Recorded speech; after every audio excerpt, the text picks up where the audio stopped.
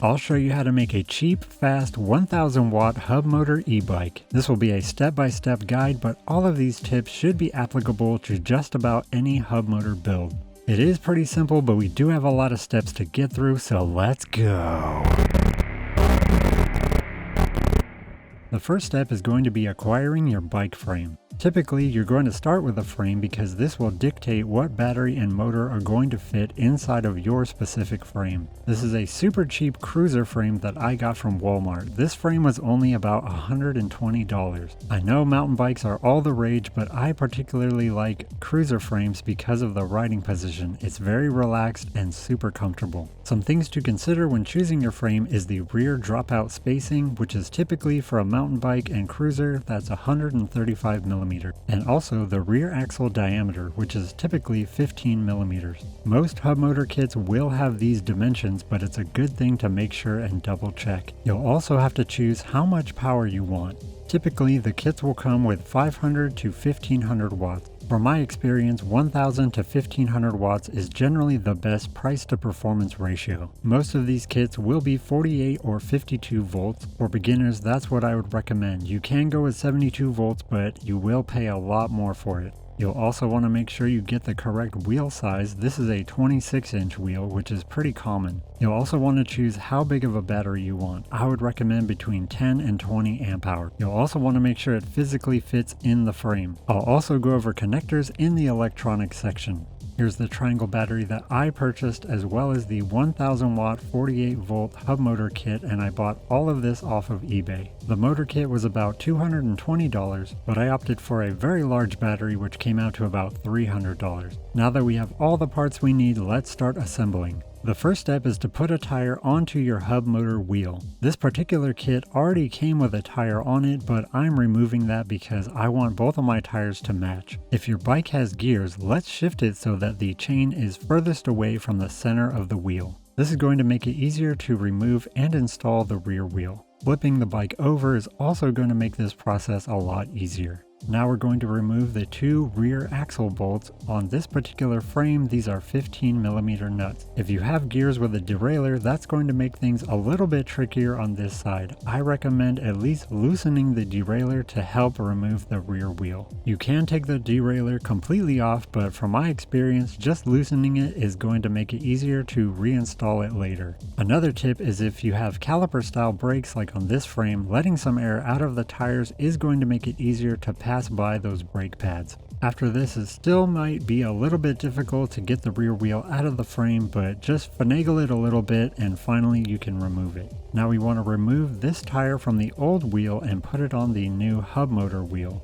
You're going to want to locate the valve stem hole in the new hub motor wheel and place the tire's valve stem right through that in the beginning. If it's giving you some trouble, you can screw on the valve stem after you've placed it through the hole, and that will prevent it from coming out accidentally. Once you have that correctly in place, you can then follow your way around the rim and put on your new tire.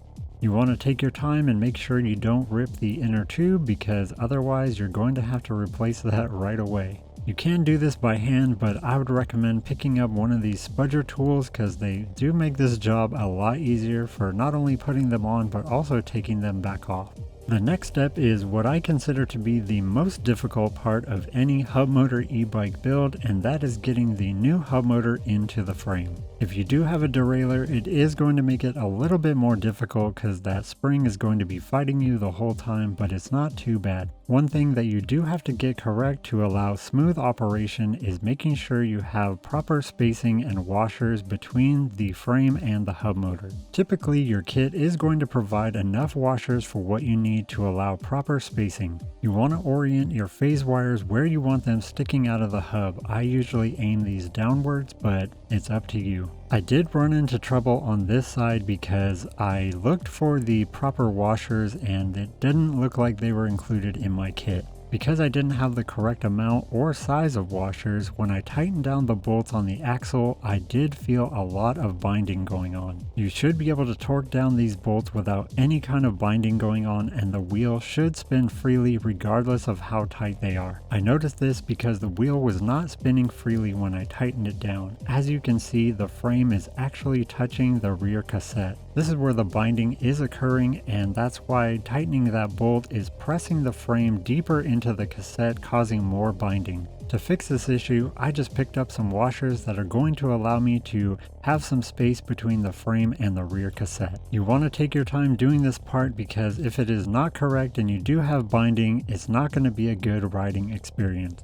The rear derailleur is still fighting me, so I'm making things a little bit easier and zip tying that out of the way. Now I can slip the axle out of the dropouts and slide on some washers. Your kit will come with lock washers that have a tab that goes between the slot in the dropout. Even though I added my own washers, you'll see after tightening this it still was not correct. Once I have my new washer stack that is keeping the frame away from the rear cassette, I can then thread on the bolts and tighten everything down.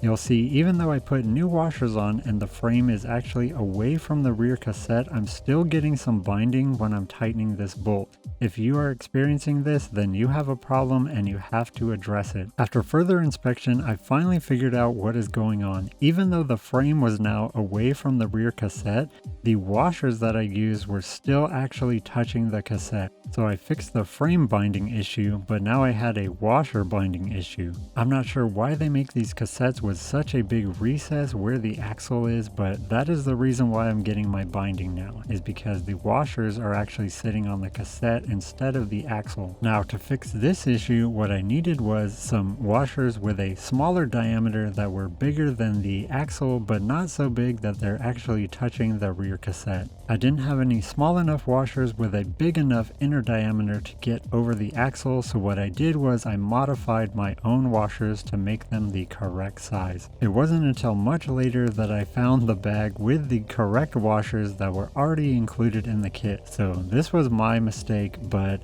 I did eventually get it all working together. I just wanted to show you some of my frustrations or troubles so that if you run into this issue, this might help you. Now that we have our rear hub motor wheel installed and attached very tightly but also spinning very freely, now we can move on to the electronics. I like to give a little bit of slack near the rear wheel because if you pull on this it could be damaging to the cable, so just give a little bit extra near the rear hub. Obviously you want to keep all the wires away from the spinning wheel or where they could be rubbing against the tire, things like that. That's why I'm spending so much time zip tying these out of the way completely. These phase wires are ultimately going to terminate at the controller, so you want to arrange their path accordingly.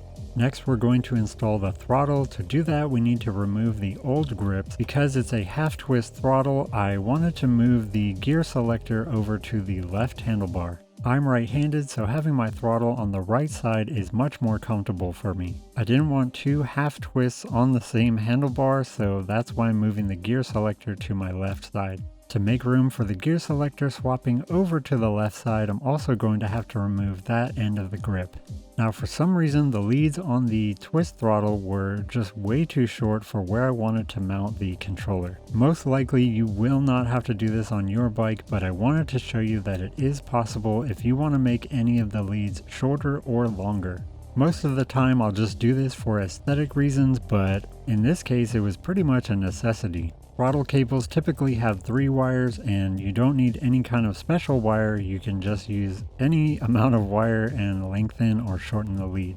Another mod I'm doing to the battery is just shortening these leads quite a bit because they were a bit too long because I'm mounting the controller pretty much right next to the battery. Again, this is probably not something you're going to do, but I just want you to know that there is an option. Another mod I'm doing right here is adding some charge port leads to the battery. This makes it so I don't have to keep unplugging and replugging the battery to the controller every time I want to charge it. This is also not something necessary you need to do, but I just add it for extra convenience.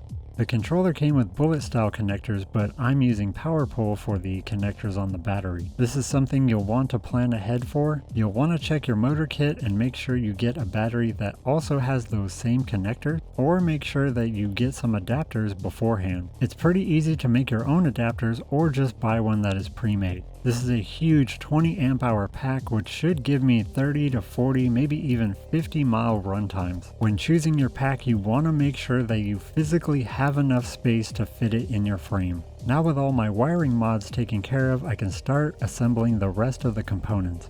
I'm just finishing up the left side of the handlebars, that's where the gear selector, and then now I'm modifying the right side. Because I'm using a half twist throttle, I have to modify the grip so that it matches the left side. Now I have my gear selector on the left and my throttle on the right, and that is working out pretty good. This particular kit is pretty cool and it comes with this tiny little multifunction readout. This will allow you to select your power modes as well as do a little bit of controller programming, and it also shows your current speed and trip odometer. It has all kinds of things, including a battery meter. You can usually pick up these kits for a little bit cheaper if you get one without a display, but I happen to think that it's worth the functions that you get. This particular controller, you could control how much torque you got off the line, which dramatically changes how the bike feels and makes it feel a lot faster. If you get a triangle battery like this, make sure it actually physically fits inside of your frame, because some of these frames have a very small triangle and it's worth measuring beforehand. If you have a frame that won't accept just about any battery, you can always get a rear rack battery, and that's probably what I would recommend. Another thing I like about these triangle batteries is that they come with this case that is very easy to install, and it's actually surprisingly secure. Now you just have to use the included junction box to match the phase wires from the controller to the motor.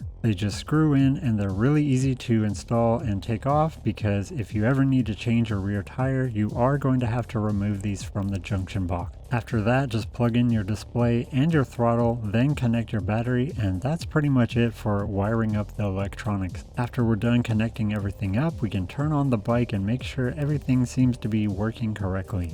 Any kit you purchase will probably have diagrams on what to connect to what, although it's typically foolproof. Except for this, I plugged the throttle into some other connector and it didn't work, but then that was easy to diagnose, so I plugged it into the right one, and there you go. Now the rear motor is running off of the throttle. Once you can verify that it's working, the kit is pretty much fully assembled. All you have to do is pack up the controller, and then if you want to do some additional wire management like I'm going to do, then you just add your finishing touches and you're pretty much golden.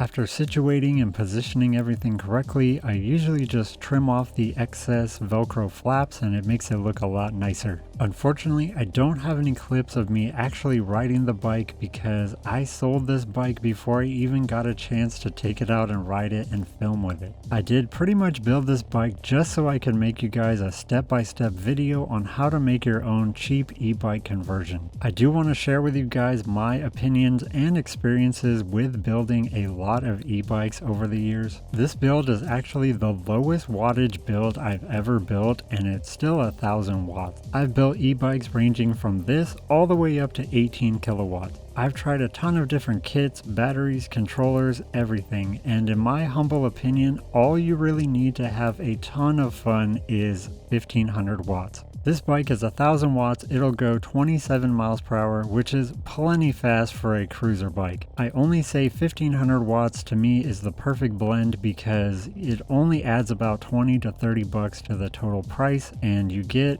to go 34 miles per hour. The next step up is about 3 kilowatts, and you're going to have to move to 72 volts for that. My 3,000 to 3,500 watt kits, they will take me to about 45 miles per hour. It is a lot more powerful, but it's literally double the price for that. I'm very value minded, and to me it doesn't make any sense to pay twice as much to go literally 11 miles per hour faster. For under 800 bucks, you can go 34 miles per hour and have 40 plus miles of range. Sure, you can pay a lot more just to brag that you have a higher top speed, but in my opinion, you have to actually ask yourself, how fast do I want to go? And for the vast majority of people, 35 miles per hour is plenty fast. Too fast even. To me, this is just a fun, quick build, and I will be showing more of these kind of builds on my channel, as well as the extra crazy stuff that you guys know I do. I understand that most people are not going to want to drop 6 to 7 grand on this giant motorcycle style e-bike, and that's totally fine. I actually encourage people to stick with this kind of e-bike because to me,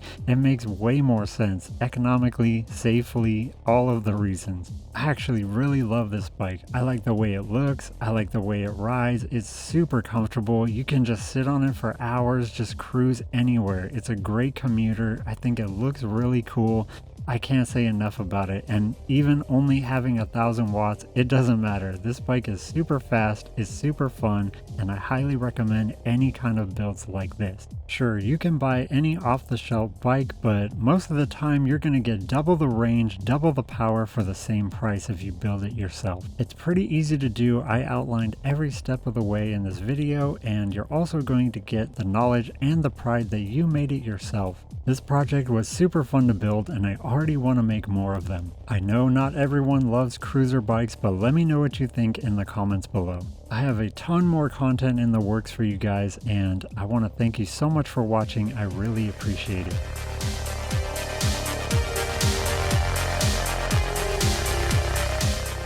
Thanks again for watching, and I will see you in the next one.